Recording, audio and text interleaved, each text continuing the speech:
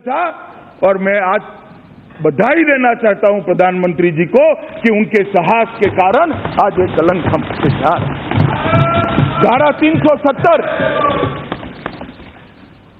सभापति महोदय भाषण हुए। धारा 370 भारत को कश्मीर से जोड़ती है। धारा 370 भारत को कश्मीर से नहीं जोड़ती है। धारा 370 भारत और कश्मीर को जोड़ने से रोकती है। और आज वो रुकावट, ये सदन का अगर आदेश प्राप्त होता है तो आज ये रुकावट हमेशा के लिए दूर हो जाए। सभापति महोदय, मैंने बहुत सारे लोगों को सुना, ओवैसी साहब और एक दो लोगों के अलावे किसी ने विरोध धारा 370 हटाने का नहीं किया है। स्पष्टता से धारा 370 वो भी चाहते हैं न हटे, मगर साहस नहीं है कहने का, साहस नहीं है। और वो भी चाहते हैं धारा 370 हटे, मगर वोट बैंक बीच में आती है कि हमारी वोट बैंक क्या सोचेगी। मैं बताना चाहता हूं सभापति महोदय कि धारा 370 आज इस सदन के आशीर्वाद से समाप्त हो जाएगी और एक क्षण देश के इतिहास में सुवर्ण अक्षर से लिखा जाएगा। और मैं आज फिर से एक बार मेरे नेता और देश के प्रधानमंत्री की दृढ़ राजनीतिक इच्छा शक्ति को सत नमन करना चाहता हूं।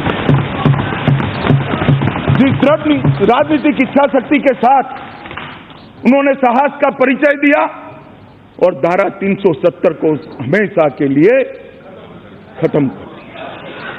सभापति महोदय, मेरी बात धारा 370 की बाद में करूंगा। पहले काफी सारे सदस्यों ने हिस्सा लेते हुए कुछ चीजों के बारे में जानना चाहा है, कुछ मुद्दे भी उपस्थित किए, इसका मैं सबसे पहले जवाब दूंगा। काफी सारे विपक्ष के सभ्यों ने कहा है, सम्मानीय सदस्यों ने कहा है कि ये यूटी हमेशा के लिए है या क्या, यूटी क्यों बनाई है, यूटी कब तक रहेगी। मनीष तिवारी जी ने कहा, बहन सुप्रिया सुले ने कहा, अधीर रंजन जी ने भी कहा। मैं मगर स्पष्ट करना चाहता हूं इस सदन के माध्यम से पूरे देश के सामने और विशेषकर घाटी के लोगों के सामने, जम्मू के लोगों के सामने, कि जहां तक यूटी का सवाल है, परिस्थिति सामान्य होते ही उचित समय पर पूर्ण राज्य का दर्जा देने में इस सरकार को कोई आपत्ति नहीं। और मैं आगे भी कहना चाहता हूं, मान्यवर, एक मुद्दा उठाया गया कि पाक ऑक्यूपाई कश्मीर दे दिया। पाक ऑक्यूपाई कश्मीर भारतीय जनता पार्टी की सरकार और देश के प्रधानमंत्री नरेंद्र मोदी कभी दे ही नहीं सकते। आज भी पाक ऑक्यूपाई कश्मीर की 24 सीटें हमारा हिस्सा रहने वाली है और पाक ऑक्यूपाई कश्मीर पर हमारा दावा इतना ही मजबूत है जितना पहले था। माननीय अध्यक्ष जी, आपके माध्यम से मैं अधीर रंजन चौधरी जी ने एक और सवाल उठाया कि 370 गई तो अब क्या 300 नहीं। अधीर रंजन चौधरी जी ने एक और सवाल उठाया कि यूएन में है, आप कैसे कर सकते हो। मैंने उनसे स्पष्टता मांगी कि मैंने ये कहा कि जम्मू कश्मीर 1948 से हुआ यूनाइटेड नेशंस की मॉनिटरिंग है या नहीं। एक रुकिए एक मिनट कैसे ला सकते बोलने दीजिए प्लीज।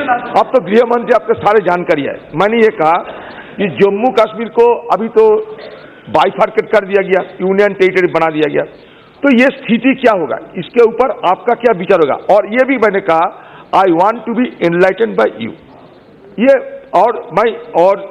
और दूसरे आपको उठाया कि पीओके की स्टेटस क्या होगी। ये दो बात उठाया था मैंने, क्योंकि पीओके के बारे में आपकी जो विधायक है इसमें कोई इसका जिक्र नहीं है। इसीलिए सभापति महोदय, जो बिल लेकर मैं सदन के सामने उपस्थित हुआ हूं, इसमें पीओके और अक्साई चिन्ह दोनों का उल्लेख है और 1-1 इंच जमीन का उल्लेख है। जहां तक यूएन का सवाल है, सभापति महोदय, मैं थोड़ी इसके इतिहास में जाना चाहता हूं। 1 जनवरी 1948 में संयुक्त राष्ट्र के चार्टर के अनुच्छेद 35 में रेफरेंस किया गया। 20 जनवरी 1948 को संयुक्त राष्ट्र ने UN commission for India and Pakistan UNCIP को सेटअप किया और 13 अगस्त 1948 को UNCP के प्रस्ताव को भारत और पाकिस्तान दोनों ने स्वीकार कर लिया। मगर जब प्रस्ताव स्वीकार हुआ, उसमें प्रस्ताव का पहला और दूसरी 2 चीजें थी, 2 धाराएं थी और तीसरी धारा भी थी। दूसरी धारा, पहली धारा में क्या था कि कभी भी किसी भी देश की सेना किसी भी देश की सीमाओं का उल्लंघन नहीं करेगी। और जिस दिन 1965 के अंदर पाकिस्तान की सेनाओं ने हमारी सीमाओं का अतिक्रमण करा, उसी दिन ये प्रस्ताव खारिज हो गया था, क्योंकि 1 और 2 नहीं होता है तो 3 का सवाल ही नहीं आता है। इसलिए इसका कोई सवाल पैदा नहीं होता है, ना कोई बाधक है। एक गृह अपना सदन संपूर्ण अखत्यार रखता है जम्मू और कश्मीर के राज्य के डिवीजन। दूसरा, माननीय सभापति महोदय, दूसरा हुआ कि जब शिमला समझौता हुआ, इसको भी तत्कालीन प्रधानमंत्री जी ने इसको रिकॉर्ड पर लाया। श्रीमती इंदिरा जी उस वक्त प्रधानमंत्री थी और शिमला समझौते ने इस बात को दोहराया है। इसलिए यूएन का जहां तक मामला है, भारत की सीमाओं के अंदर कोई भी निर्णय लेने के लिए भारत के संसद के दोनों सदनों को पूरा संवैधानिक अखत्यार है, वो स्पष्ट हो गया। सभापति महोदय, मनीष जी ने बड़ा एक इतिहास का लंबा आरोपण यहां पर किया पृष्ठभूमि समझाने के लिए। वो इससे कोई डिस्प्यूट भी नहीं है, मगर एक सीमा पर आकर वो रुक गए इतिहास में। मैं उनको पूछना चाहता हूं कि आपने इतिहास तो कहा कि भारत ने अपनी सेनाएं भेजी, सेनाओं ने खदेड़ा घुसपैठियों को, और घुसपैठियों के स्वांग में जो पाकिस्तान की सेना के जवान थे, अधिकारी थे, उनको। मगर मैं एक छोटी सी बात पूछना चाहता हूं, जब हमारी सेना विजयी हो रही थी तब, और ये सारा यश दिया उन्होंने कि जवाहरलाल जी के नेतृत्व में सब हुआ, जवाहरलाल जी के कारण हुआ, और दैट इज व्हाई कश्मीर आज भारत का हिस्सा है। मगर सभापति महोदय, मैं उनको आपके माध्यम से कहना चाहता हूं कि सेना विजयी हो रही थी, सेना काफी पाकिस्तानी कबीलाइयों के क्षेत्र में अधिकार में आए हुए हमारा हिस्सा जीत कर आई थी, तो अचानक एक तरफा शस्त्र विराम किसने कर दिया? किसने किया? मैं मनीष जी बताना चाहता हूं, वो भी जवाहरलाल नेहरू जी ने किया, और इसी के कारण आज पाक ऑक्यूपाई कश्मीर है।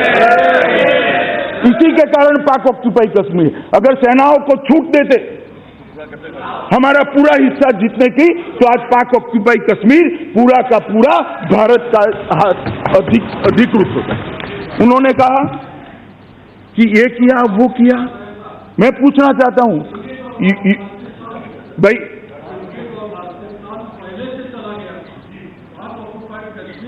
बाद में नहीं, ठीक है, 47 में गिलगिट और बाल्टिस्तान मेजर ब्राउन उसको दे दिए। मैं पाक ऑक्यूपाई कश्मीर की ही बात कर रहा हूं अभी, क्योंकि इन्होंने पाक ऑक्यूपाई कश्मीर का रेफरेंस दिया। बाद में यूएन का रेफरेंस किया अधीर रंजन जी ने। यूएन में ले कौन गया? कौन ले गया? ढेर सारे दस्तावेज जो है साहब, देश के उप प्रधानमंत्री और गृह मंत्री को विश्वास में लिए बगैर आकाशवाणी के रूम में जाकर वायु प्रवचन कर दिया कि भारत इस मसले को 35 सेक्शन के अंदर ले। सेक्शन भी ठीक पसंद करते, शशि थरूर जी को मालूम है ना? मत बोलिए, अब आप बोल रही है भैया, आप बोल रही है।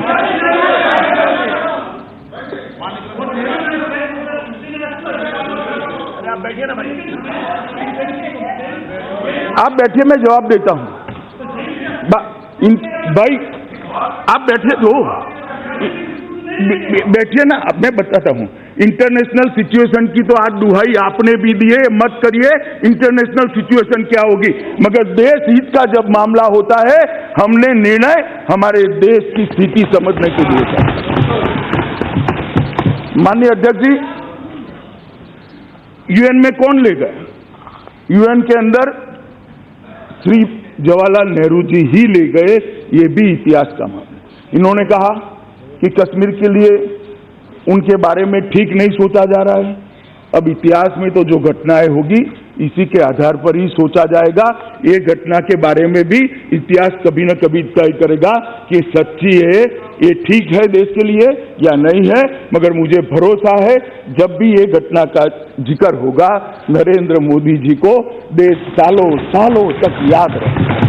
माननीय अध्यक्ष जी, उन्होंने कहा कि 371 का क्या करो, और बड़े वकील है साहब, मैं तो लॉ पढ़ा नहीं हूं।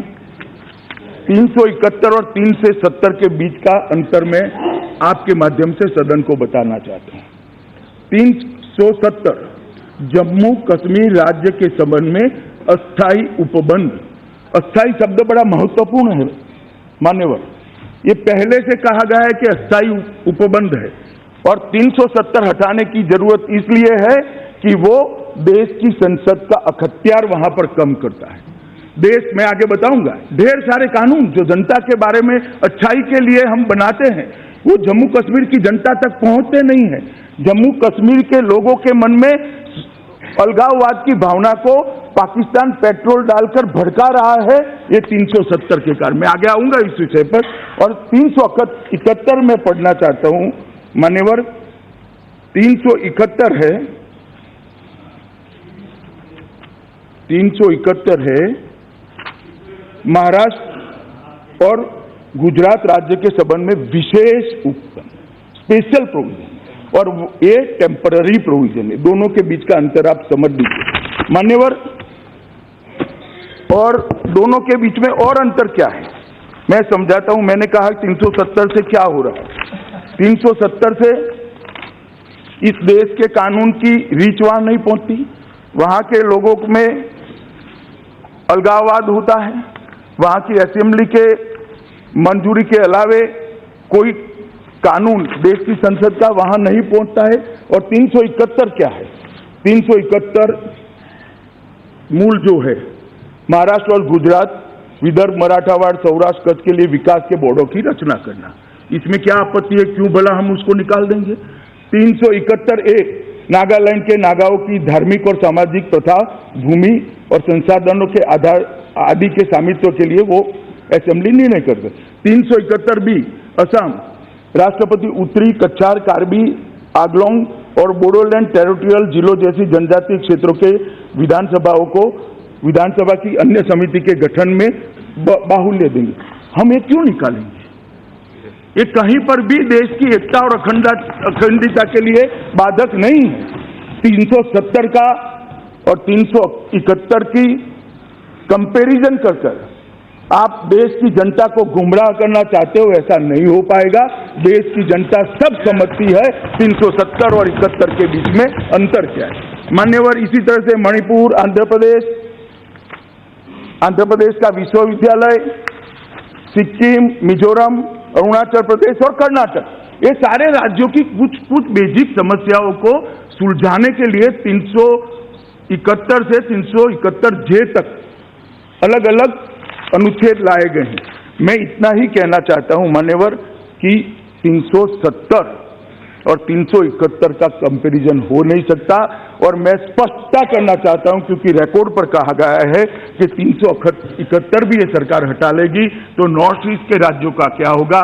सिर्फ नॉर्थ ईस्ट नहीं, महाराष्ट्र, कर्नाटक, आंध्र और नॉर्थ ईस्ट के सारे राज्यों को मैं आश्वस्त करना चाहता हूं कि नरेंद्र मोदी सरकार की कोई मंशा 371 को हटाने की नहीं है। वो आश्वस्त रहे, किसी से गुमराह होने की जरूरत नहीं। माननीय अध्यक्ष महोदय, उन्होंने एक कहा कि 300 जो रास्ता हमने लिया है वो ठीक नहीं। माननीय अध्यक्ष जी, मैं इतना ही कहना चाहता हूं कि इसी रास्ते पर आपने 2 बार 370 के अंदर संशोधन जवाहरलाल जी के समय में और बाद में इंदिरा जी के समय में किया। उस वक्त वो रास्ता ठीक था, और हम जब समस्या को निर्मूल करने के लिए जा रहे हैं तब रास्ता ठीक नहीं लगता है। रास्ता तो ठीक है, रास्ता आपकी वोट बैंक के आड़े आता है, इसलिए आपको ठीक नहीं लगता है। माननीय अध्यक्ष महोदय, एक बहन सुप्रिया सुले ने काफी सारे सवाल उठाए कि अभी फोन नहीं लग रहे हैं, इतनी सारे सुरक्षा बलों को वहां भेज दिया गया है, इंटरनेट नहीं चल रहा है। मैं उनको याद कराना चाहता हूं 89 से 95 तक ऐसा ये तो कुछ नहीं है। मसूदी साहब यहां पर उपस्थित है, क्या हुआ था घाटी के लोग जानते हैं, जम्मू के लोग जानते हैं। आतंकवाद इतना बड़ा कि सालों तक कर्फ्यू रखना पड़ा था। फोन छोड़िए, खाना पीना ब्रेड बटर नहीं मिलता था। और ये तो हम इसलिए रखे हैं कि कोई अगर गुमराह कर कर वहां की कानून और व्यवस्था की परिस्थिति को ठीक बिगाड़ना चाहता है तो उसको मौका न मिले, बाकी कोई कारण नहीं है, कोई वहां ऐसी परिस्थिति नहीं है। और प्रिकॉशंस लेने से आप सरकार को कैसे रोक सकते हो? भाषण के टोन तो ऐसे थे कि आपके दबाव में आपका आकर हम सुरक्षा बलों को हटा ले और वहां पर कुछ घटनाएं हो। कुछ नहीं होगा, ना हम आपके दबाव में आएंगे, ना सुरक्षा बल हटेंगे, ना वहां पर कुछ होगा। इन्होंने कहा कि भाई इनसे चर्चा नहीं होती, सुप्रिया बहन ने कहा अध्यक्ष जी की चर्चा नहीं होती। 70 साल तक चर्चा करते करते थक गए, 3 पीढ़ियां आ गई मगर चर्चा का अंत नहीं आया, तब जाकर ये करना पड़ा है। कितनी चर्चा करे, किससे चर्चा करे? जो पाकिस्तान से प्रेरणा लेते हैं उनसे चर्चा करें, क्या चर्चा करें? हम हुर्रियत के साथ चर्चा करना नहीं चाहते। अब अगर घाटी के लोगों के मन में अगर कोई शंका है, घाटी के लोग हमारे हैं, हम सीने से लगाएंगे, उनको प्यार से रखेंगे, पूरा हिंदुस्तान उनको प्यार से रखेगा। अगर उनके मन में कोई आशंका है तो जरूर चर्चा करेंगे महोदय, हमें कोई आपत्ति नहीं है, चर्चा से कोई इनकार नहीं, मगर कुछ फैसले करने पड़ते हैं। जब बहुत सारे ऐसे लोग अंदर आते हैं जो किसी के कंट्रोल में ही नहीं है, एक वेस्टेड इंटरेस्ट लेकर चर्चा के अंदर कूद पड़े होते हैं, तब चर्चा करने का माहौल भी बदलना पड़ता है, वक्त भी बदलना पड़ता है और तरीका भी बदलना पड़ता है। और घाटी के लोगों के लिए जहां तक चर्चा करने का सवाल है, मैं आप सभी को आश्वस्त करना चाहता हूं, घाटी की जनता से हम जितनी जरूर पड़ेगी इतनी चर्चा इनके हर शक और शुबह को दूर करने के लिए करेंगे और हमारे कामों से भी, हमारे निर्णयों से भी उनको आश्वस्त करा देंगे कि जम्मू कश्मीर बाकी सारे राज्यों से हमारे लिए महत्वपूर्ण इसलिए है कि जम्मू कश्मीर ने दर्द को सहा है। नवासी से लेकर 2019 तक 41,500 से ज्यादा लोग मारे गए हैं, इसलिए हमें कोई उनको विशेष कुछ सरकार ने देना भी पड़ा तो हमें कोई आपत्ति नहीं है। प्यार से बात कर उनके विकास के लिए जो करना है वो 100 कहेंगे तो हम 110 तक जाने के लिए तैयार है। मोदी जी का दिल बड़ा है। मोदी जी ने पहली सरकार में भी 1.25 लाख करोड़ रुपए का पैकेज दिया था, जिसमें 80,000 करोड़ रुपया खर्च हो चुका है। मैं बताऊंगा आगे कि क्या क्या हुआ है। आपने कहा कि आप एक और नागा अकॉर्ड करने जा रहे हो और दूसरी और 370 हटा रहे हो। मैं स्पष्टता कर दूं, नागा अकॉर्ड और 370 के बीच में दूर दूर तक कोई रिलेशन नहीं है। कोई ऐसा ब्लंडर जो पास्ट में हुआ था वो हम नहीं करेंगे, इसमें हमें कोई रिलेशन नहीं है। आप इसमें मन में आश्वस्त रहिए। दूसरा, आपका एक स्टेटमेंट है बेकारी के कारण आतंकवाद बढ़ा, मैं इससे सहमत नहीं हूं। बेकारी, इकोनॉमी, ये हर राज्य की समस्या है। वहां आतंकवाद क्यों नहीं बढ़ा? सिर्फ जम्मू और कश्मीर में क्यों हुआ? क्योंकि वहां 370 का उपयोग कर पाकिस्तान ने एक अलगाववाद की भावना को खड़ा किया।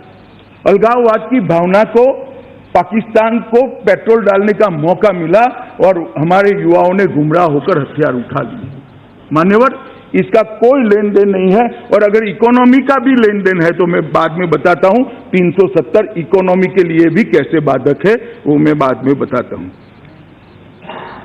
उन्होंने कहा कि भाई राइट टू एजुकेशन, मैं बाद में इस पर आऊंगा। बालू साहब ने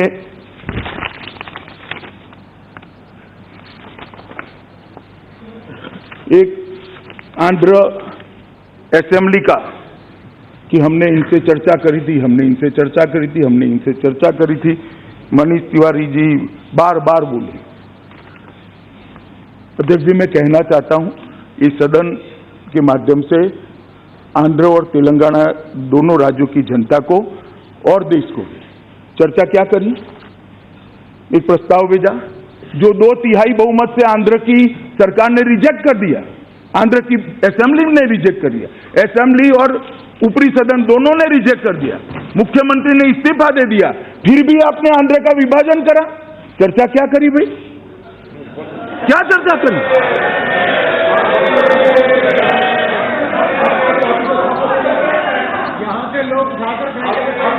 नहीं, आप बैठे ना, मैं बताता हूं। सवाल मेरी पार्टी की सहमति की या असहमति का नहीं है। एक मिनट भाई, एक मिनट, मुझे सुनेंगे या नहीं सुनेंगे? आप मुझे सुनेंगे या नहीं सुनेंगे? मैं वो विभाजन पर जाता ही नहीं, उचित था या नहीं था। मनीष जी ने प्रक्रिया का सवाल उठाया, आप पहले तत्व को पकड़िए। उन्होंने प्रक्रिया का सवाल उठाया कि स्थानीय लोगों से चर्चा की। अब स्थानीय असेंबली और स्थानीय अपर हाउस की तो मंशा थी कि डिवीजन न हो, फिर आपने क्यों करा? और आपने करा तो हमें क्यों टोक रहे हो भैया? आप बताओ जरा, और कैसे करा था? हम तो बैठकर आमने सामने ठंडे दिमाग से आपसे चर्चा कर रहे थे। सदन के दरवाजे बंद कर दिए गए, टिंगा टोली कर उठाकर मार्शलों ने सांसदों को बाहर फेंक दिया। काला दिन आज नहीं है, काला दिन वो था जिस दिन संसद की प्रणालिका आपने बंद। मैं अभी भी कहता हूं, मैं आंध्र के डिवीजन या करना चाहिए या नहीं करना चाहिए उसके पक्ष में नहीं हूं। मैं इस मुद्दे पर नहीं हूं, मैं प्रक्रिया के मुद्दे पर हूं। मैं प्रक्रिया का वर्णन कर रहा हूं। मनीष जी ने सवाल उठाया था, इसलिए मैं इसको कहता हूं।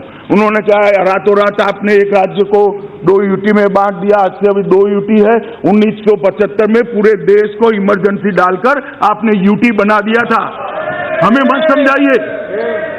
1975 में पूरे देश को यूटी बना दिया था। और मान्यवर, मैं इतना ही कहना चाहता हूं, मैं फिर से एक कहना चाहता हूं कि यूटी का जवाब, जहां तक सवाल है, लद्दाख यूटी, वो तो लद्दाख वालों की डिमांड जो आपने आज तक पूरी नहीं की थी।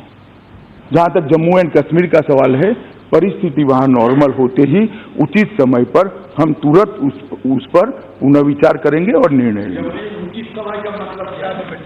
एक मिनट मैं बताता हूं। नेहरू जी ने कहा था कि टेम्पररी है और उचित समय आएगा तब हटाएंगे। 70 साल लगे, हमें 70 साल नहीं लगेंगे, इतना मैं जरूर कहना।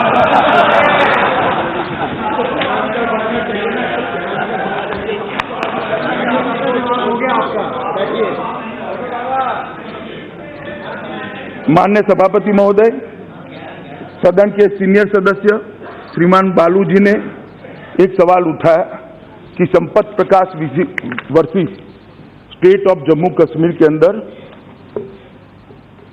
के जजमेंट के तहत ये जो बिल लेकर, संकल्प लेकर मैं आया हूं, ये अनकॉन्स्टिट्यूशनल है। Sampat Prakash versus state of Jammu Kashmir, उसमें दलील क्या थी? इसके अंदर दलील ये थी कि आर्टिकल 373 अस्तित्व में ही नहीं रहता है, क्योंकि जैसे ही जम्मू एंड कश्मीर की कॉन्स्टिट्यूएंट असेंबली का अस्तित्व समाप्त हो जाता है, आर्टिकल 373 का अस्तित्व समाप्त हो जाता है। ये जजमेंट मेरे पक्ष में है बालू साहब। जो आप आर्ग्यू कर रहे हो ना, कॉन्स्टिट्यूएंट असेंबली है ही नहीं तो कैसे किया? हाँ, मैं बताता हूं। उसमें वही जजमेंट के पैरा 5 और 6, आप कमेंट्री पढ़ रहे थे, मैं पैरा 5 और 6 मेरे पास जजमेंट भी है। मैं ज्यादा समय नहीं लेना चाहिए, रिकॉर्ड पर रख दूंगा। पैरा 5 और 6 में सुप्रीम कोर्ट ऑफ इंडिया ने कहा कि संविधान खंडपीठ ने कहा कि आर्टिकल 373 समाप्त नहीं हुआ है। आर्टिकल 373 पूर्णतया आज भी हमारे संविधान का हिस्सा है। और मैं आपके माध्यम से सभी सदस्यों को कहना चाहता हूं, एक दलील ये आई कि आर्टिकल 371D उसका व्याप इतना नहीं है, एक लिमिटेड उपयोग है। AIR 1961 SC 1519 ये भी संविधान खंडपीठ है। उसने क्या, there is no reason to limit the word modification as used in article 371 only to some modification as do not make any such modification legislator can make any radical transformation। आप कुछ भी कर सकते हो, ये भी सुप्रीम कोर्ट ने तय किया है। इसके साथ उन्होंने कहा कि भाई वहां अब उपराज्यपाल चलाएंगे, उसके सलाहकार चलाएंगे। मैं सिर्फ आपको रिकॉर्ड ठीक रहे इसलिए कहना चाहता हूं कि वहां हमने असेंबली का प्रोविजन किया है। जम्मू और कश्मीर यूटी विथ असेंबली है, वहां विधायक भी होंगे, मुख्यमंत्री भी होंगे, जनप्रतिनिधि भी होंगे और उसका मंत्रिमंडल भी होगा जो जम्मू और कश्मीर का शासन है। इसलिए कोई एडवाइजर के आधार पर इतना बड़ा राज्य चलेगा, ये आपकी दलील के साथ मैं सहमत नहीं हूं। मसूदी साहब ने रेफरेंडम का मुद्दा उठाया। मसूदी साहब, रेफरेंडम तो तभी खत्म होगा जब पाकिस्तान ने 1965 के भारत की सीमाओं का अतिक्रमण करा। रेफरेंडम यूएन के अंदर अब है ही नहीं और यूएन ने भी इस बात को स्वीकार किया है। और अभी कह रहे हैं कि 72 घंटे से कर्फ्यू है। मैं मसूदी साहब को पूछना चाहता हूं कि एनसी की सरकारें थी और कांग्रेस के समय में जब टेररिज्म ऊपर ऊपर ऊपर जा रहा था, कितने घंटों का कर्फ्यू होता था? और अभी कोई वहां पर कानून और व्यवस्था की स्थिति बिगड़ी नहीं है मसूदी साहब। ये प्रिकॉशनरी है, परिस्थिति जन्य नहीं है। वहां स्थिति बिगड़ी इसलिए कर्फ्यू नहीं डाला है, स्थिति न बिगड़े इसके लिए कर्फ्यू डाला गया। ये दोनों में बड़ा अंतर होता है मसूदी साहब। आप तो जज रहे हो हाई कोर्ट। मुझे लगता था आपका जजमेंट आप कोर्ट करोगे, मगर नहीं करा, क्योंकि आपको भी मालूम है कि ये जजमेंट खोखला है। मुझे लगता था कि आप कोर्ट करोगे, मैं थोड़ा पढ़ाई लिखाई कर कर आ जाया था, मगर अच्छा ही हुआ कि आपने कोर्ट नहीं किया। कुट्टी जी ने कहा कि आपका सांप्रदायिक एजेंडा है। साहब, मैं इस बात को सिरे से खारिज करना चाहता हूं। 370 कैसे सांप्रदायिक एजेंडा हो सकता है? क्या जम्मू कश्मीर में हिंदू नहीं रहते हैं? क्या जैन नहीं रहते हैं? बौद्ध नहीं रहते हैं? सिख नहीं रहते हैं? कैसे सांप्रदायिक एजेंडा हो सकता है? किसको एड्रेस कर रहे हो आप कुट्टी साहब? किसको एड्रेस कर रहे हो आप? मुझे समझाइए तो जरा। जम्मू कश्मीर के लिए गया बनाया गया कानून कैसे सांप्रदायिक दिखेगा? क्या वहां पर सिर्फ मुसलमान रहते हैं? माइनॉरिटी को दबा रहे हो। माइनॉरिटी वहां जैन भी है, सिख भी है, और माइनॉरिटी कमीशन वहां स्वीकार न कर 370 ने माइनॉरिटी के साथ अन्याय किया है। आज वहां माइनॉरिटी कमीशन नहीं है और 370 के कारण नहीं है। कुट्टी साहब, आप भाषण यहां दे रहे थे, भाषण जम्मू कश्मीर के लिए दे रहे थे और एड्रेस कहीं और कर रहे थे। उन्होंने कहा कि जम्मू को बांटना कंसेंट के अलावे ठीक नहीं। मैंने सुबह ही बहुत विस्तार से किस संविधान की किस धाराओं के तहत हमने किया है और ये अधिकार कहां से प्राप्त होता है सदन के सामने रखा है, इसलिए मैं उसको रिपीट करना नहीं चाहता। शशि थरूर जी ने कहा कि सिक्योरिटी का चिंता हो रहा है। थरूर साहब, 1989 से लेकर आज तक 41,500 लोग मारे गए हैं, यही रास्ते पर मारे गए हैं। मैं आप सबको हृदय से पूछना चाहता हूं, अभी भी वही रास्ते पर चलना है? 41,900 लोग मारे गए, हम दूसरा रास्ता भी नहीं सोचेंगे? दूसरे रास्ते के शांति आए इसका प्रयास भी नहीं करेंगे? घाटी को लोगों की खुशहाली के लिए काम नहीं करेंगे? 70 साल इसी रास्ते पर चले जिसका आप आग्रह कर रहे हो। क्या परिणाम आया, मैं पूछना चाहता हूं, क्या परिणाम आया? 41,500 लोग, 500 से ज्यादा लोग मारे गए। कौन जिम्मेदार है? ये रास्ता नहीं है। मैं व्यक्ति का नाम नहीं देता, ये रास्ता जिम्मेदार नहीं है। कभी तो अलग हट के सोचना पड़ेगा। कब तक हम वोट बैंक की राजनीति करते रहेंगे? कब तक जो आइडियोलॉजी को हम स्वीकारते हैं वो आइडियोलॉजी के आधार पर ही हर चीज को सोचेंगे? देश हित की सोच करनी पड़ेगी, घाटी के युवाओं की सोच करनी पड़ेगी। लद्दाख क्षेत्र के मेरे एक युवा साथी ने आज बहुत जोश के साथ हमारे सांसद ने भाषण दिया, मैं उसको बधाई देना चाहता हूं। सारे ऐतिहासिक तथ्य लद्दाख की जनता के इनके सामने रखा, सदन के सामने रखा, देश के सामने रखा। इनकी भावनाओं को हम नहीं सुनेंगे। कब तक अनसुना करेंगे? बहुत लंबे समय तक अनसुना नहीं कर पाएंगे। ओवैसी साहब ने कहा कि सदन ऐतिहासिक भूल करने जा रहा है। ओवैसी साहब ऐतिहासिक भूल करने नहीं जा रहे, ऐतिहासिक भूल को सुधारने जा रहे हैं। और इतिहास बताएगा कि भूल धारा 370 को डालना था या भूल धारा 370 को हटाना था। मुझे विश्वास है 5 साल के बाद जम्मू कश्मीर के अंदर प्रधानमंत्री जी के नेतृत्व में जो विकास होने वाला है वो देखकर घाटी की जनता भी कहेगी कि 370 का झुनझुना हमें जो पकड़ा दिया गया उसने हमारा बहुत सही। उन्होंने भी नागा समझौते का रेफरेंस करा। उन्होंने कहा कि मैं मेरे आयरन फेस को बनाने के लिए सब एक्सरसाइज कर रहा हूं। मैं लोह पुरुष बनना नहीं चाहता। मेरा अस्तित्व एक छोटे से कार्यकर्ता का है और विनम्रता के साथ भारतीय जनता पार्टी के कार्यकर्ता का है। वो मुझे बहुत पसंद है और मेरी पार्टी की परंपरा है ऐसे फैसले व्यक्तित्व को बढ़ाने के लिए, पार्टी की वोट बैंक के लिए या पार्टी को चुनाव के अंदर फायदा हो इसलिए नहीं लेते हैं। ऐसे फैसले देश का भला किसमें है वो देखकर लिए। ऐसे फैसले देश की सुरक्षा किसमें है वो देख कर लिया जाता है। ऐसे फैसले घाटी की जनता की भलाई किसमें है वो देख कर लिए जाते हैं। और मैं सदन को आश्वस्त करना चाहता हूं मान्यवर कि ये सारे फैसले जो आज मैं लेकर सदन के सामने आया हूं वो घाटी की जनता की भलाई के लिए। आज पूरे दिन धारा 370 और 35A पर चर्चा चलती रही मान्यवर, मगर किसी ने ये नहीं बताया कि धारा 370 से फायदा क्या होगा। अगर धारा 370 चालू रखनी है तो क्यों रखनी है तो बताते, तो घाटी को भी मालूम पड़ता कि भाई धारा 370 से हमें प्राप्त क्या होगा।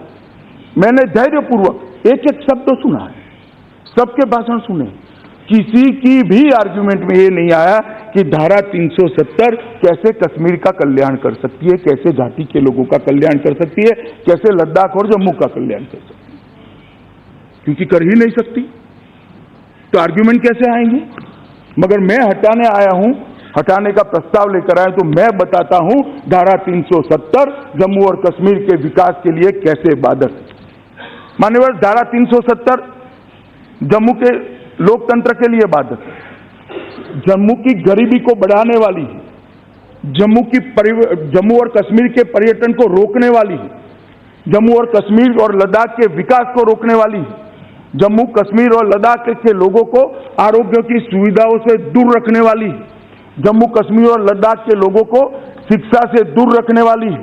ये धारा 370 महिला विरोधी है, ये धारा 370 दलित विरोधी है, ये धारा 370 आदिवासी विरोधी है और ये धारा 370 आतंकवाद का खाद और पानी दोनों है, जिससे कश्मीर की भूमि पर आतंकवाद का वृक्ष खड़ा है। मान्यवर, धारा 370 से क्या होता है? इस देश के कानून जम्मू कश्मीर में जाते हुए धारा 370 रोकती है। अगर सब कानून जो देश की जनता ने पारित किए हैं और देश की भलाई के लिए किए, चाहे वो कांग्रेस की सरकार ने करे हो, बीजेपी की सरकार ने करे हो या कोई अन्य सरकार ने करे हो, ये संसद जो कानून प्रसार करता है वो तो देश की रिक्वायरमेंट को समझकर, देश की जनता की भलाई को समझकर करता है। क्यों धारा 370 का उपयोग कर जम्मू कश्मीर के सियासतदानों ने, ये 3 परिवारों के लोगों ने साहब इतने सारे कानून स्वीकार नहीं किए? और कोई छोटी सूची नहीं है। 9 संविधान सुधार के साथ 106 कानूनों को जम्मू कश्मीर के अंदर आज हम लागू नहीं कर पाए हैं। वहां उसका अख्तियार नहीं है कानूनों का मान्यवर। और कानून कैसे हैं? बाल विवाह का कानून, भला छोटी बच्ची के साथ कोई शादी नहीं कर सकता, ये कैसे जम्मू कश्मीर के विरोधी कानून है? मान्यवर, देश भर के अंदर शादी की उम्र तय हो गई, जम्मू कश्मीर के अंदर नहीं है। कितनी भी छोटी बच्ची हो, इससे आप शादी कर सकते हो। ये किस जमाने के में जम्मू कश्मीर को हम डाल रहे? जो धारा 370 को जो रखना चाहते हैं, वो जवाब देना पड़ेगा देश की जनता को कि बाल विवाह का आप समर्थन करें, बाल विवाह का समर्थन।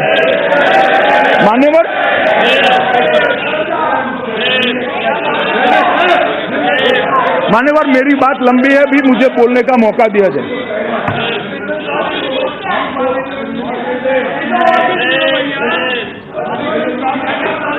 मान्यवर,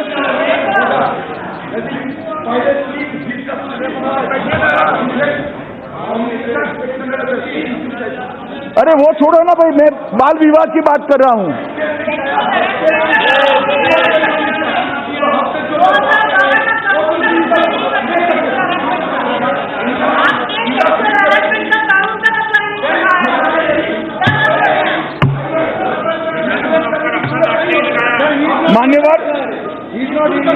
मान्यवर, मुझे बोलने देना चाहिए, मैंने सबको धैर्य से सुना है। मान्यवर, रविशंकर जी प्लीज। मान्यवर, दूसरा कानून, नेशनल कमीशन फॉर माइनॉरिटी, क्यों नहीं पहुंचाना? वहां सिख रहते हैं, जैन भाई रहते हैं, लद्दाख पूरा बौद्ध धर्म मतावलंबियों से भरा हुआ है, क्यों ये माइनॉरिटी कमीशन नहीं बनाना? मान्यवर, दूसरा कारण,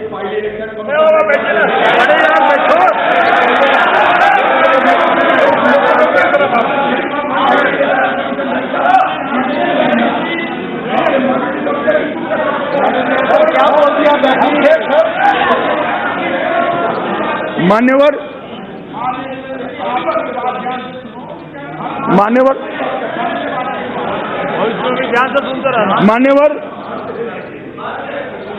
बाल विवाह, नेशनल कमीशन फॉर माइनॉरिटी, देखो जितना टोकोगे हर बार मैं लिस्ट पढ़ूंगा और देश की जनता सुनेगी, इसलिए मुझे बोल देने दो, फास्ट कुछ सुनने में निकल जाएगा।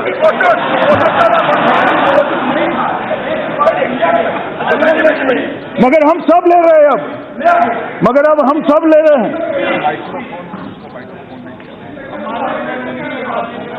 माननीय अध्यक्ष जी, उसके बाद राइट टू एजुकेशन, 6 और 14 साल के बच्चों को पढ़ने का अधिकार इस देश की संसद ने दिया है और देश भर को यह अधिकार है कि बच्चे का अधिकार है राज्य से मांग करे, मैं जब तक 14 साल का होता हूं मेरे शिक्षा दीक्षा का व्यवस्था करें।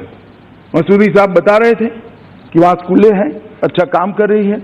मैं बताना चाहता हूं मान्यवर, पढ़ाई लिखाई हो रही है और पढ़ाई लिखाई का मेरा अधिकार है। 2 चीजों में मूलभूत अंतर है। देश के सभी बच्चों को, 6 से 14 साल के बच्चों को अधिकार है, जम्मू कश्मीर के बच्चों को नहीं।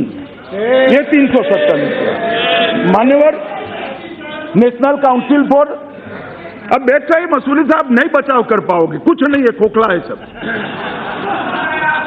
मान्यवर, national council for teacher education, अब मैं पूछना चाहता हूं जो 370 बचाना चाहते हैं, टीचरों को ढंग से बच्चे को कैसे पढ़ाना चाहिए, वो करना चाहिए या नहीं करना चाहिए? इसमें क्या आपत्ति थी, क्यों नहीं स्वीकार करा? ये 370 रोक कर बैठी है मान्यवर। इसके बाद में लैंड एक्विजिशन लैंड, वो भी स्वीकार नहीं हुआ। मल्टीपल डिसेबिलिटी एक्ट, दिव्यांगों के लिए और बाकी सारी व्यवस्थाओं के लिए एक कानून बना, मगर वहां पर नहीं स्वीकार किया। बूढ़ों के लिए बनाया हमने, जो वरिष्ठ नागरिक है, maintenance and welfare of parents act बनाया, उसको भी स्वीकार नहीं किया मान्यवर। और इसमें किसकी बुराई थी, कोई बता दे मुझे। ये धारा 370 ने क्या किया? कभी डेप्थ में गए हो? डेप्थ में गए हो मान्यवर? में जो कटार लिखते हैं उनको भी सदन के माध्यम से कहना चाहता हूं, कभी इसके परिणामों के बारे में विचार किया है कि हमने क्या घट कर दी है घाटी की, जम्मू कश्मीर के नागरिकों की, कितने सारे अधिकारों से उनको वंचित रखा है। मान्यवर सीनियर सिटीजन एक्ट मैंने कह दिया, डिलिमिटेशन, देश भर में डिलिमिटेशन हुआ, जम्मू कश्मीर में डिलिमिटेशन नहीं होगा। कितनी भी कॉन्स्टिट्यूंसी में आबादी बढ़ जाए, आप एक ही जनप्रतिनिधि मिलेगा, क्यों भला? देश भर में बढ़ती आबादी के अनुपात में जनप्रतिनिधि मिले, क्षेत्र का बंटवारा हुआ, जम्मू कश्मीर में क्यों नहीं हो रहा है? क्योंकि मेरी वोट बैंक हट हो रही है। अब ऐसा नहीं चलेगा मान्यवर, अब ऐसा नहीं चलेगा। एक कलम हटते ही वहां पर सब धाराएं लागू हो गई। मान्यवर, इसके बाद में विसल ब्लोअर प्रोटेक्शन एक्ट आया। कहीं पर भी भ्रष्टाचार होता है तो कोई व्यक्ति अगर उसकी सूचना तंत्र को देता है तो उसको प्रोटेक्शन देना चाहिए। यहां कांग्रेस पार्टी बड़े जोर जोर से इसकी प्रशंसा करती थी, मगर वहां नहीं चाहिए। क्यों? क्योंकि वहां 3 परिवारों का शासन है, भ्रष्टाचार पनपता रहे, हमें कोई आंच नहीं आनी चाहिए। और मान्यवर, मैं बताना चाहता हूं आपके माध्यम से, इस सदन के माध्यम से देश की जनता को कि चिंता 370 की नहीं है। वहां पर anti corruption bureau Modi ji के शासन के अंदर, राष्ट्रपति शासन के अंदर शुरू हुआ और कुछ फाइलें खुली हैं, इसकी चिंता है। इसके कारण 370 के लिए हो हल्ला हो रहा है। जम्मू कश्मीर बैंक में जैसे ही एडमिनिस्ट्रेटर आया, चेहरे पर पसीने आने लगे, ठंड में पसीने आने लगे। क्यों बोला? हमें कोई चिंता नहीं है, हम पक्ष में रहते हैं, विपक्ष में रहते हैं, एसीबी देश में हर जगह पे है। मान्यवर, नेशनल कमीशन फॉर सफाई कर्मचारी देश में सब जगह है। वहां के वाल्मीकि भाइयों के लिए, सफाई कर्मचारी के लिए एक कमीशन हम नहीं बनाया, नहीं स्वीकार किया। क्यों? कारण क्या? कारण एक ही है कि जो चलता है वो चलने दो, हम धारा 370 का प्रोटेक्शन हमें है। मगर आज ये प्रोटेक्शन चले जाने वाला है। सभी सफाई कर्मचारियों को देश के समान न्याय मिलेगा। मान्यवर, ट्राइबल्स के लिए रिजर्वेशन, दलितों के लिए रिजर्वेशन, मैं पॉलिटिकल रिजर्वेशन की बात कर रहा हूं, वहां नहीं मिलता। मैं पूछना चाहता हूं, कांग्रेस पार्टी जो 370 को बचाना चाहती है, दलित और ट्राइबल रिजर्वेशन का आप विरोध कर रहे हो क्या? देश भर के अंदर दलित और ट्राइबल भाइयों को रिजर्वेशन मिल रहा है, क्यों नहीं मिल रहा है जम्मू कश्मीर के अंदर? मिलना चाहिए, नहीं मिलना चाहिए? जो 370 की एडवोकेसी करते हैं उनको मैं कहना चाहता हूं कि आप किसके पक्ष में खड़े हो? मान्यवर, इसी प्रकार अनुसूचित जाति जनजाति प्रिवेंशन एक्ट की तरह ही the schedule tribe and other traditional foresters act जो बना है, जो वन के अंदर काम करते हैं, इनके प्रोटेक्शन के लिए भारत सरकार ने एक्ट बनाया है सर। उनके आरोग्य के लिए, उनको उचित उनके श्रम का पारितोषिक मिले, इसके लिए, मगर वो एक्ट भी वहां नहीं। मेरे गुर्जर भाई पहाड़ियों पर घूमते रहते हैं, उनको कोई फायदा नहीं मिलता है। धारा 370 बचाने वाले वो भी कर रहे हैं, वो जरा याद रखिए, जनता को हिसाब देना पड़ेगा, हिसाब देना पड़ेगा। यहां तो मैंडेट के आधार पर बोलते हो, जब जनता में जाओगे तब ये जनता सब हिसाब मांगने वाली है मान्यवर। और बहुत सारे सेंट्रल एक्ट से मान्यवर, जिसके माध्यम से जम्मू कश्मीर के विकास को रोका गया है, जम्मू कश्मीर के लोगों की भलाई को रोका है। और सबसे बड़ी बात, 370 का उपयोग कर कर जम्मू कश्मीर के लोकतंत्र का गला घोटा गया है। 70 साल तक ये 3 परिवारों ने अपनी पकड़ बनाई जम्मू कश्मीर पर।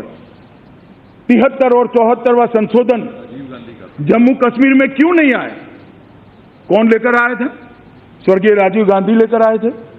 मगर फिर भी हम नहीं करेंगे क्योंकि हमारी वोट बैंक वहां हट हो रही है। साहब, आज मैं तो धन्यवाद देना चाहता हूं नरेंद्र मोदी की इच्छा शक्ति को। राष्ट्रपति शासन आते ही हमने वहां पर पंचायत चुना और कुछ विधायक, कुछ सांसद और वो भी क्या, विधायक सांसद भी क्या, ये 3 परिवारों के साथ पावर था। आज जम्मू कश्मीर के अंदर 40,000 पंच सरपंच अपने गांव का विकास का खाका खुद खींच रहे हैं, उनके पास अधिकार है। और 3500 करोड़ रुपया पंच सरपंचों को डायरेक्ट भेजने का काम, आरटीजीएस से भेजने का काम नरेंद्र मोदी सरकार ने किया। मान्यवर, ढेर सारी चीजें हैं, मैं बताता हूं लोकतंत्र के अंदर किस प्रकार से इनको रोका है। मान्यवर, गरीबी की बात करते हैं। मान्यवर, ये जो अपने आप को 370 से प्रोटेक्ट कर दिया, जनता को 370 से गुमराह करते रहे, 3 परिवार ही चुनकर आते रहे। कब सुनना है तो मैं बता देता हूं, बाद में आप मुझे रोकना मत। छोड़िए, मैं औचित्य भंग करना नहीं चाहता, और बताऊंगा तो आपको तिलमिलाहट हो जाएगी। माननीय अध्यक्ष जी, भाई पूरा देश जानता है कौन 3 परिवार है। आप नहीं जानते हो तो कोई बात नहीं, पूरे देश की भाई सब जानते हैं या नहीं जानते हैं? सब जानते हैं कौन 3 परिवार है। मान्यवर,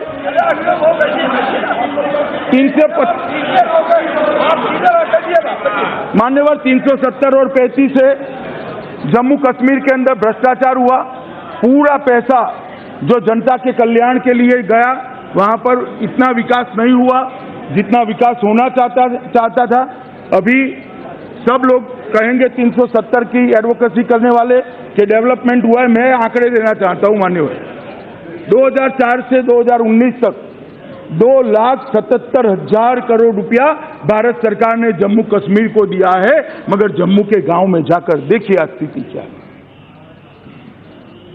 गांव में जाकर देखिए कितनी गुर्बत है, कितनी गरीबी है, कहां गया है पैसा। ये 370 का उपयोग कर एक शेल्टर बनाकर अथाह भ्रष्टाचार करने का काम वहां के सियासतदानों ने किया। मान्यवर, 2011-12 में भारत में प्रति व्यक्ति भारत सरकार ने 3,683 रुपया एवरेज भेजा, जिसमें जम्मू कश्मीर भी आ जाता है, मगर एवरेज निकाले तो 3,683 प्रति व्यक्ति, 3,683 करोड़ नहीं, 3,683।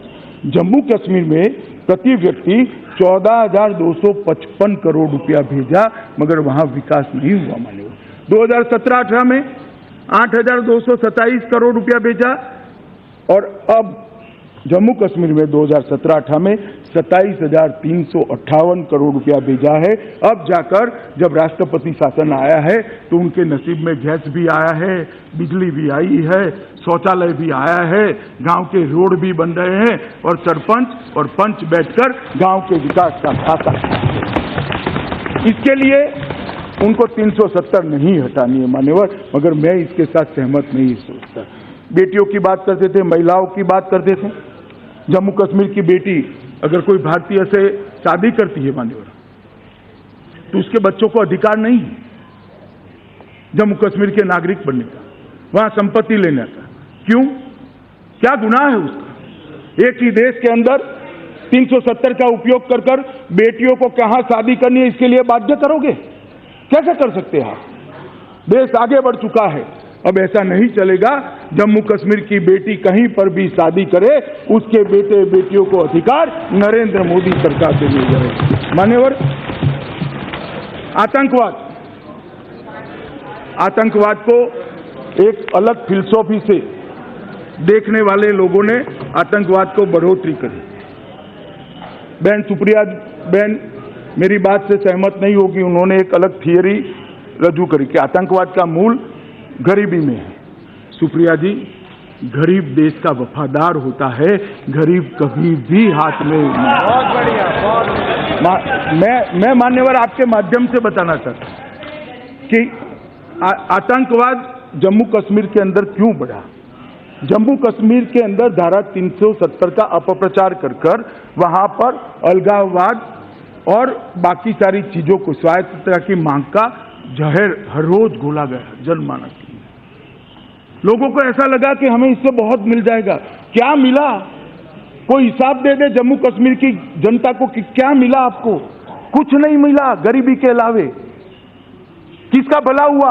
ये 3 परिवारों का भला हुआ और किसी का भला नहीं हुआ मान्यवर। ये 3 परिवारों का ही भला हुआ मान्यवर। क्या मिला जम्मू कश्मीर की जनता को? मगर परिणाम क्या हुआ? 1988 के अंदर जनरल जियाउल हक ने ऑपरेशन टोपैक की शुरुआत की। जरा सुनिए भाई, जनता को जवाब देने में काम में आएगा।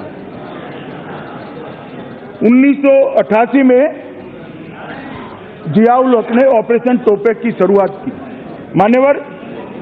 3 युद्ध हारने के बाद पाकिस्तान ने सीधा युद्ध करना बंद कर परोक्ष रूप से युद्ध लड़ने की शुरुआत की। वो दस्तावेज के अंदर धारा 370 और 35A का जिक्र है। और जिक्र क्या है कि धारा 370 और 35A ऐसी है जिसके कारण अलगाववाद खड़ा करे तो जम्मू कश्मीर का युवा देश को, हमारे देश को, जम्मू कश्मीर को अस्थिर कर सकता है। और मान्यवर, इसका उदाहरण है कि पाकिस्तान पाक प्रेरित आतंकवादी संगठन तो चाहते हैं देश भर के अंदर आतंकवाद पनपे, बढ़े, फले, फूले। क्यों नहीं बाकी राज्यों में पला बढ़ा? वहां क्यों पड़ा?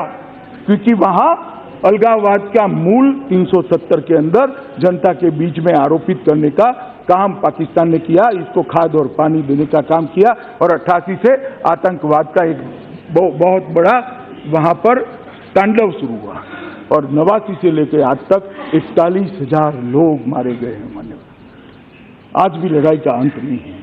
हम स्पष्ट संदेश देना चाहते हैं मान्यवर कि 370 से जम्मू कश्मीर का और विशेषकर घाटी के युवाओं का भला नहीं हुआ है। आतंकवाद के रास्ते पर जो युवा गए सबको, मैं तो जिनके मन में अलगाववाद की भी भावना है या 370 के लिए भी जो लोग सोचते हैं कि हमारा कुछ छिन गया, मैं सबको विनम्र भाव से कहना चाहता हूं ये सदन का उपयोग कर कि आप हिसाब किताब तो करिए कि आपको 370 से क्या मिला। रोटी मिली, शिक्षा मिली, सुख सुविधा रोजगारी मिली, आरोग्य मिला, क्या मिला 370 से? क्यों झुनझुना पकड़े हुए हो? 370 ने हमेशा जम्मू कश्मीर को भारत के खिलाफ पाकिस्तान को उकसाने का मौका दिया और इसी के कारण आतंकवाद इतना बढ़ा मान्यवर और 40,000 से ज्यादा लोग मारे गए। कौन जिम्मेदार है वो? आज उसके मूल में हम घा करने थे। हमें चेता रहे थे कि इतिहास इसका क्या, इतिहास कैसे लिखा जाएगा, इसकी चिंता करिए। मुझे मालूम नहीं है इतिहास कैसे लिखा जाएगा। मैं कोई भविष्यवेत्ता नहीं हूं, कोई ज्योतिषी नहीं हूं, मगर इतना मालूम है कि 370 का इतिहास लिखा गया है कि 370 के कारण जम्मू और कश्मीर के अंदर इतना आतंकवाद फैला है, 35A के कारण इतना आतंकवाद फैला है और 41,000 लोग मारे गए हैं। और मैं मानता हूं कि ये जो 370 है वो जाने से धीरे धीरे हम घाटी के सभी लोगों को अपने नजदीक ला पाएंगे। उनके मन के अंदर एक नई आशा, नया उमंग, वहां पर जो विकास होगा। मान्यवर, गरीबी कैसे बढ़ी? देश भर में आजादी के अंदर भूमि की कीमत जो थी उसमें कई गुना, सैकड़ों गुना बढ़ोतरी हुई, मगर जम्मू कश्मीर में नहीं हुई क्योंकि खरीदारों को आपने लिमिटेड कर दिया। खरीदने वाला भी गरीब, बेचने वाला भी गरीब, कैसे करेंगे? देश भर के अंदर जमीनों की कीमत की वृद्धि हुई, भूमि की कीमत की वृद्धि जम्मू कश्मीर के अंदर नहीं हुई। जब ये 370 हटेगी वहां पर इंडस्ट्री जाएगी, वहां पर शिक्षा संस्थाएं जाएगी, वहां आरोग्य की संस्थाएं जाएगी, इंडस्ट्री जाएगी, रोजगार मिलेगा और रोजगार मिलेगा तो गरीबी हटेगी, उनकी भूमि की वैल्यू बढ़ेगी। और ये कह रहे हैं कि क्या होगा जम्मू कश्मीर का? सुप्रिया बेन चिंता करी थी वहां के पर्यावरण की, वहां की खूबसूरती की। पर्यावरण खूबसूरती के लिए देश भर में कानून बने हैं सुप्रिया बेन, और 370 हटते ही वो सारे कानून वहां इंप्लीमेंट हो गए और वही कानून के तहत मान्यवर वहां का पर्यावरण भी अच्छा रहेगा और खूबसूरती भी अच्छी रहेगी।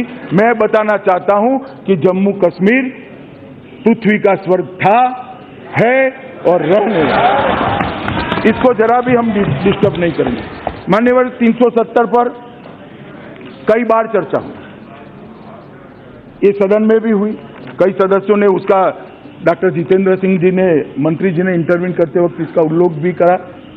370 पर जब चर्चा हुई तब मधु लिमय, राम मनोहर लोहिया, इंदर मल्होत्रा, श्री समनानी, अब्दुल गनी जो कांग्रेस के संसद सदस्य थे, गोपाल दत्त मेंगी, श्यामलाल सराफ, अटल जी तो थे ही थे।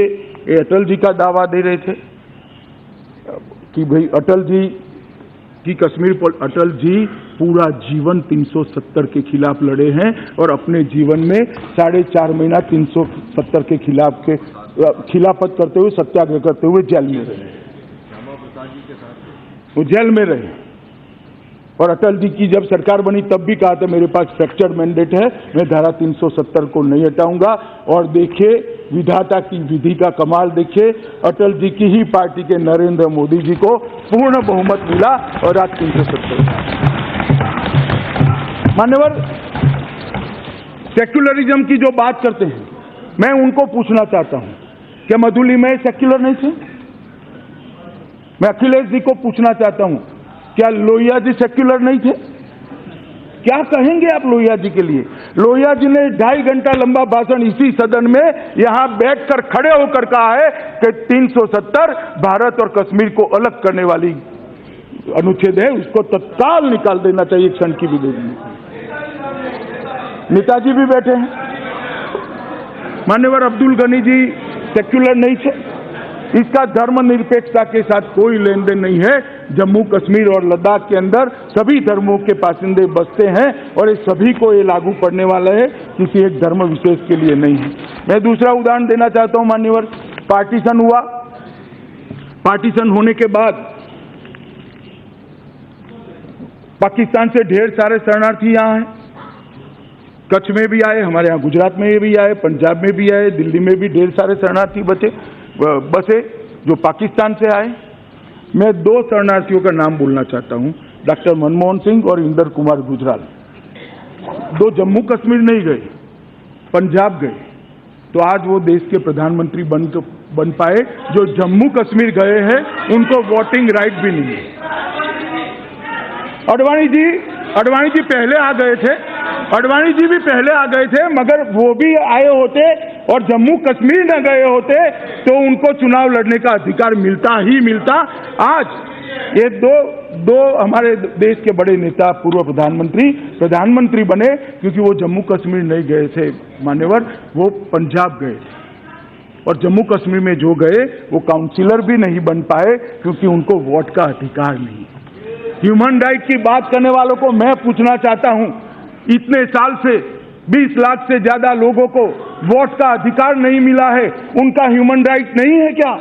ह्यूमन राइट की बात करने वालों को मैं पूछना चाहता हूं, सारा सूफी संप्रदाय उखाड़कर जम्मू कश्मीर से फेंक दिया, ये सूफी संप्रदाय का कोई ह्यूमन राइट नहीं था? लाखों कश्मीरी पंडित अपना घर छोड़कर निकल गए, उनका ह्यूमन राइट नहीं था क्या? 370 कौन सा ह्यूमन राइट की खेर खवा है? माननीय अध्यक्ष जी, मैं इतना ही कहना चाहता हूं, जो 370 का समर्थन करते हैं वो दलित विरोधी है, ट्राइबल विरोधी है, महिला विरोधी है, विकास विरोधी है, शिक्षा विरोधी है। और जो 370 का समर्थन करते हैं आतंकवाद, गरीबी, शोषण और अशिक्षा का समर्थन करते हैं। मैं और मेरे नेता नरेंद्र मोदी की सरकार इसका समर्थन नहीं कर सकती। मैं सदन को कहना चाहता हूं कि आइए फिर से एक बार सोचें, बहुत चल दिए वो रास्ते पर, वो रास्ता हमारे लिए मुबारक नहीं है। वो रास्ते पर 40,000 लोग जान गंवा बैठे, 41,000 लोग जान गंवा बैठे। वो रास्ता छोड़े, मोदी जी और ये सरकार जो नया रास्ता लेकर आई है इसके रास्ते पर आगे बढ़े और घाटी, लद्दाख और जम्मू तीनों की जनता को आजादी के बाद जैसे सब प्रदेश के अंदर विकास हुआ है, सब प्रदेश के अंदर संपत्ति बढ़ी है, उनको भी वो अधिकार दे और साथ अर्थ में भारत के साथ जुड़ने का मौका दे। माननीय अधीर रंजन जी प्लीज। सर ये 1 सेकंड के लिए। सर 1 मिनट सर, ये हमारे पार्टी की तरफ से सर जब इंस्ट्रूमेंट ऑफ एक्सेशन हुई थी सर, उस समय डिफेंस एक्सटर्नल अफेयर्स और टेलीकम्युनिकेशन ये छोड़ के सारे चीज पे सूबों की सरकार की अधिकार था। लेकिन केंद्र की सरकार धीरे धीरे मान लीजिए कि 90% अधिकार केंद्र की कब्जे में ले लिया। तो ये सरकार अगर चाहते थे तो बाकी जिन विषय पे कहते हैं कि हमारे दिक्कत आते थे वो अपने कब्जे में ले सकते थे। इसके लिए 370 की उन्मूलन करना कोई जरूरी नहीं था। दूसरी बात, मैं प्रधानमंत्री है, प्रधानमंत्री जी गृह मंत्री से प्रधानमंत्री जी का एक बात कहना चाहता हूँ। प्रधानमंत्री जी है इसलिए प्रधानमंत्री जी लाल किला से आपने कहा था कि मैं कश्मीरियों को गोली से नहीं गले से लगाऊंगा। तो देखिए आज कश्मीर में एक कंसंट्रेशन कैंप हो गया जहां कोई लोग बाहर के लोग गोली नहीं लगी, वहां पे मानिक में बैठ जाएंगे। ये प्रधानमंत्री जी के छवि का धूमिल करते, ये मैं जरूर कहूंगा। प्रधानमंत्री जी आप खड़ा होइए, कुछ बोलिए, आपसे हम माननीय अध्यक्ष जी, माननीय गृह मंत्री ने सारगर्भित जवाब दे दिया। प्लीज माननीय, मैंने आपको मौका दिया, प्लीज।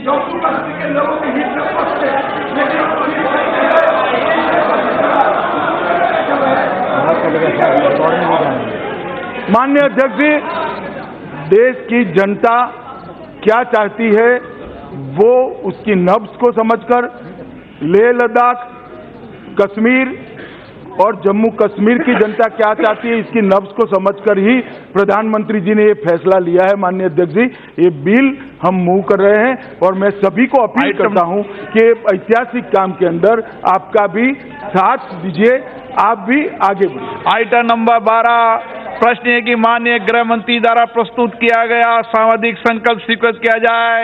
जो सदस्य इसके पक्ष में हाँ गए, जो विरोध में ना गए। मेरे विचार में निर्णय हाँ वालों के पक्ष में, हाँ वालों के पक्ष में सामाजिक संकल्प स्वीकृत हुआ। वो भी खाली की जाए।